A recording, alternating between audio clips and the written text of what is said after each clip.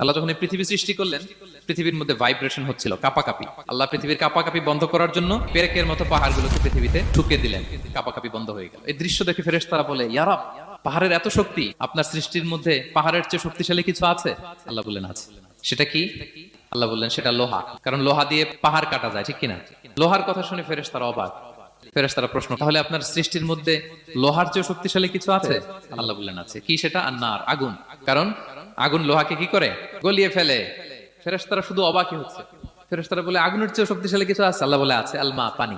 কারণ আগুনে দাউ দাউ করে জ্বলে ওঠা আগুনের মধ্যে পানি দিলে আগুন অস্তিত্ব হারায়। ফেরেশতারা শুধু অবাকই হচ্ছে। তারা বলে, তাহলে পানির চেয়ে শক্তিশালী কিছু আছে? আল্লাহ বলেন আছে, আর রিহ, বাতাস। কারণ বাতাস পানিকে একদিক থেকে আরেক দিকে নিয়ে যায়। জলের মধ্যে বায়ুর উচ্ছ্বাস লাগলে জলোচ্ছ্বাস তৈরি হয়, ঠিক কিনা? ফেরেশতারা আবার অবাক হয়ে বলে, তাইলে বাতাসের চেয়ে শক্তিশালী কিছু আছে? আল্লাহ বললেন আছে। সেটা কি? বলতেছে বনি আদম। ওই মানুষ শক্তিশালী যে গোপনে দান করে।